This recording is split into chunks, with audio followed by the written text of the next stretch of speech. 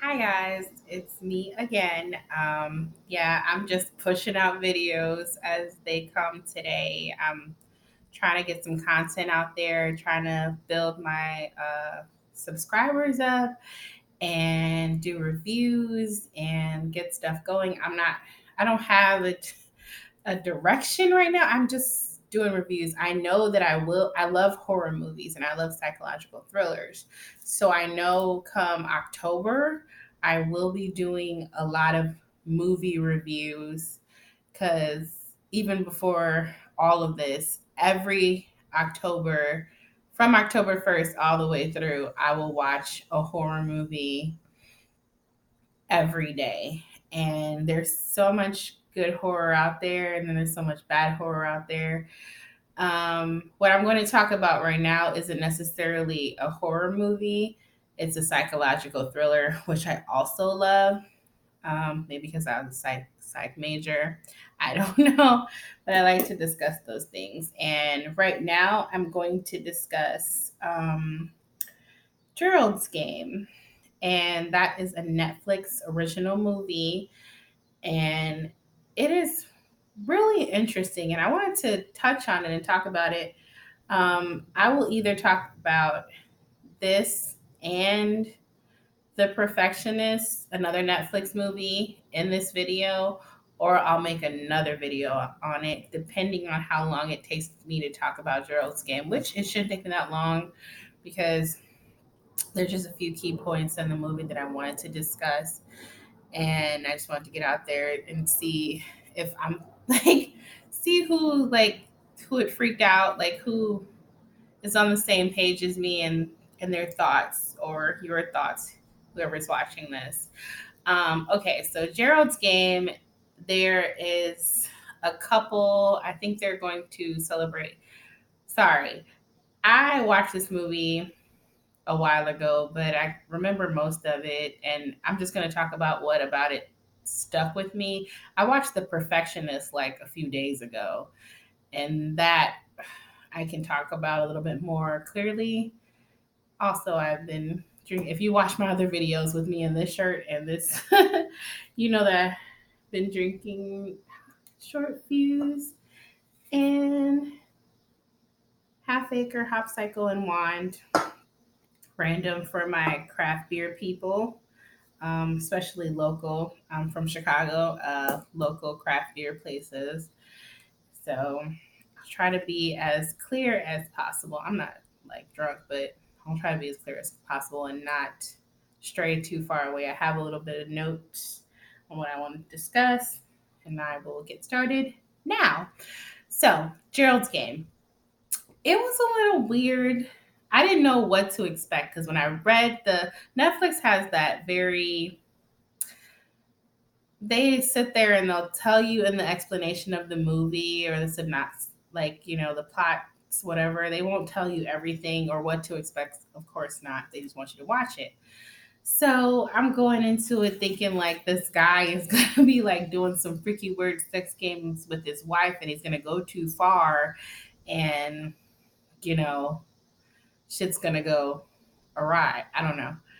So what ends up happening? There's this couple. I think they're going to celebrate their anniversary or a birthday. I don't remember. They're going to do something off in the country where they have a house. So they're pretty like well off and shit. So they're driving off, and there's a song playing specifically. I remember that, and I can't remember the song. That's probably important, but whatever. And they're driving along, and excuse me, they get to the house and like the husband has everything set up, like the house is nice and nobody's gonna it's a really secluded area and people just like little vacation houses. I don't think anybody actually lives out there where they're going, or if people are going to be out there they won't be out there for the next few days, or it's not the time of year that a lot of people are out there, put it like that. So they're at their like little vacation house, and the wife just kind of seems like, tend like, oh, this is nice and everything. And he bought her like like I think he bought her lingerie. There's lingerie for her to wear and them to like, be sexy and rekindle some shit and whatnot. And they see a dog that looks like all scruffy and hungry. So she goes and she feeds the dog some of the very fucking expensive I think it's like Kobe or Wagyu or whatever beef that the husband bought for them to have for dinner. And he's like, "Oh, you're always, taking care of, strays and animals and stuff." So blah blah blah. And that was just a random part in the beginning of the movie. So they go to, I guess, start getting it in, and he wants to like change things up a bit in the bedroom, spice it up, do some like handcuffs. He like, I don't know, tries to like spanking and get a little rough with her. And she doesn't seem very receptive to it. She's like, I don't really know if I like all this. And he's like, come on. I think he took some sex pills. I don't know if it was Viagra, say Cialis, whatever it's called. But he took those pills and I guess heard like going back and forth with him about like, oh, let's, have sex and, whatnot. And him taking the pills and her stressing him out and not being down for it. This man keels over and has like a heart attack. And she is like tied to the bed with handcuffs, so she can't get up and help this man, call for help, nothing. So at this point, I guess he just dies.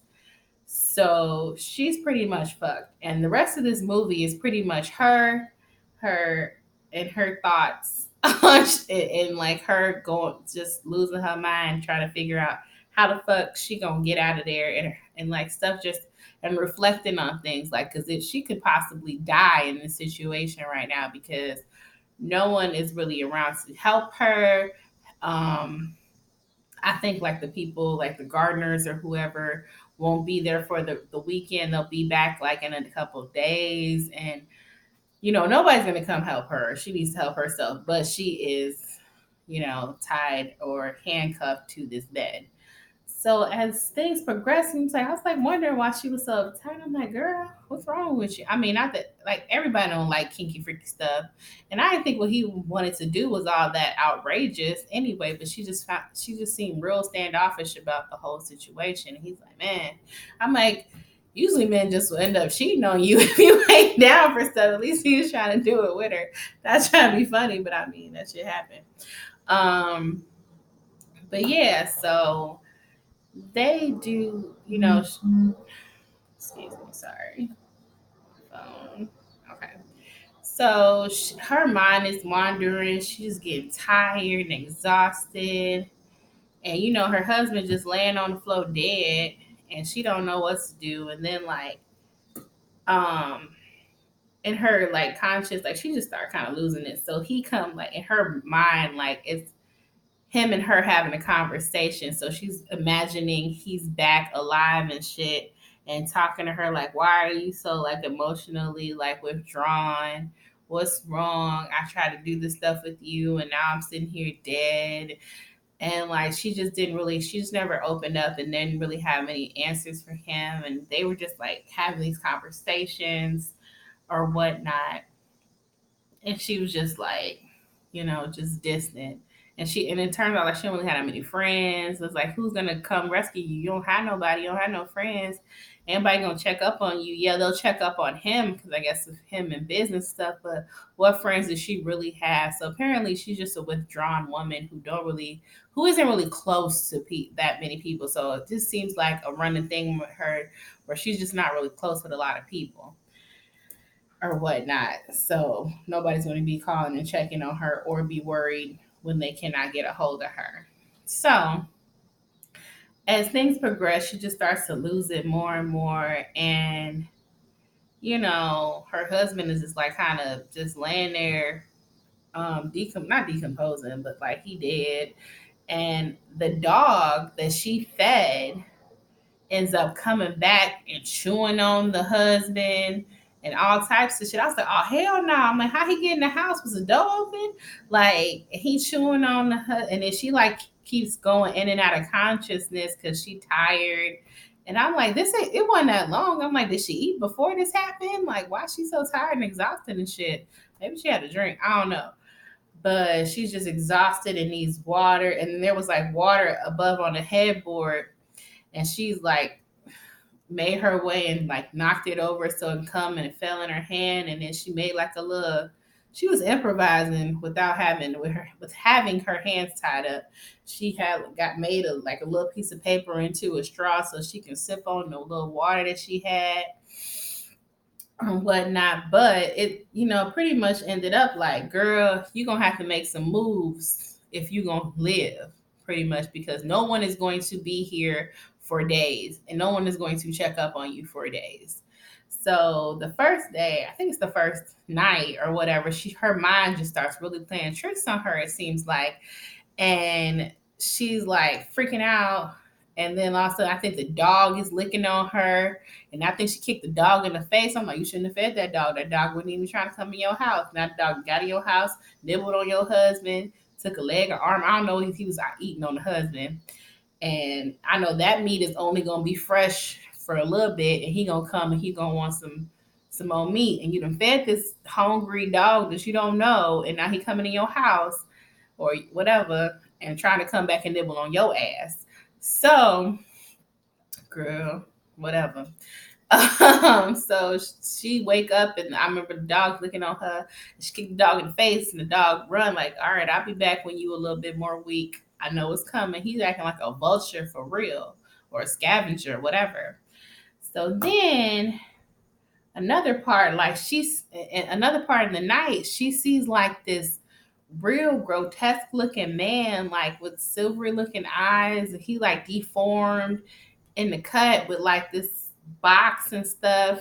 And he like she closed her eyes and tried to pretend like he wasn't there, and then she just looked away. But as she's talking to her husband and trying to go through her own mind about things and what's going on, she the husband's like, oh, if you're not so scared, then why haven't you looked back in that corner where you saw whatever that thing was in the corner? So I'm like, what the hell is going on? So as this progresses, she is constantly going back in her mind on this particular time where her family was on a vacation, and they went out on a boating. The mom went out boating, and I think she had a little sister, and maybe a little brother, or maybe just a little sister. And I think the mom might have been pregnant, or there was another baby or something. So that's going on, and they're jumping back and forth to that. And I'm like, what's going on with this or whatever? So as it progresses, it turns out she ends up, most of the family goes ahead and goes on boating. Might have been the 4th of July or some shit. I don't know, something going on while they was out there vacationing. And the father, he like, oh, you're always my favorite baby girl and all this. And they're hanging out back at the house looking on the water and stuff. And he just like from jump, he kind of creeped me out.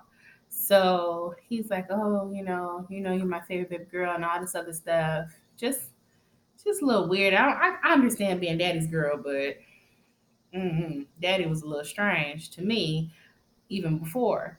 So it turns out like the reason that this woman has such like a hang up on trust and being close to people is her father sexually, like, not so much abused her, but I guess that is sexual abuse. Like he was like, when they were sitting over on a bench looking out on the water, he was like, oh, you growing up so good, all this, and just looking at her real strange. And I guess he got like a aroused by his own daughter, which is fucking disgusting. And then, because I guess she was sitting on his lap, and he's like, "Oh, look out on the," because they were supposed to be looking through this thing for an eclipse or some shit. I mean, correct me if I'm wrong in the comments, but supposed to be looking out for something and look at the water or something. He told her to like look away, and this motherfucker starts masturbating while his daughter is sitting on his lap, and she don't turn around, but she know what the fuck is going on. She's fucking petrified and scared. And it's just disgusting. I'm like, what the fuck? I didn't think that this movie was gonna make this type of turn. Again, I thought this movie was about to be about something completely different. And I was like, wow, what the fuck? And yeah, so her father does that, and gets himself off or whatnot. And then later on, as if that wasn't traumatizing enough and fucked up, it just shows more scenes of the interaction and how she just kind of becomes withdrawn and tries to protect her sister, just in case her sister doesn't, like, she just don't want her sister around her dad and shit. After that, because she don't want her to experience any of the fuck shit that her father already put her through. Because he even goes on to, like, go to talk to her later, try to cover his fucking tracks like a fucking pedophile that he is. Disgusting. Talking about some, oh, you don't want to, like, make your mom mad and she's gonna blame you. And now I'm like, you sick motherfucker. Like, just talking to her, talking about some, don't, tell nothing. She's like, oh, daddy, I won't tell. It just be between us and all this and whatnot. And from the movie, it don't seem like he tried to touch her again, but it only take one fucking time for your father to completely ruin your trust and fuck your whole brain up. Uh, and that's pretty much what happened. And that's why she's been so fucked up since then, um, in the head. So from there, she just, had to go and forgive herself and realize that, she always had the tools to get out of the situation that she is in, which is tied up on the fucking bedpost, not tied up, handcuffed. She ends up having to fucking cut her finger or a bone or something to get her hand out of the handcuff, and she bleeding like crazy and shit. And then it turns out that disfigured weird thing that she was seeing was actually a person or something. And this is where the movie takes a weird turn to me, because she has to confront it. But what, to me, I thought this was just like her confronting her fears and a manifest of her fears or something. And it turns out that this was actually a person who was like, has this weird disease, and he was going around like raping and eating or doing weird shit to, like, out to corpses out in the thing. Because at the end of the movie is just kind of like threw me through a loop, because I'm like, what the fuck? So yeah, so he turned out to be this man, because she comes up to him later after she survived. Like, she drives off and she's like, oh, bleeding and shit. She drives off and she, like, ends up crashing because she don't know where she's going. She ain't bleeding. She ain't ate nothing. She hungry.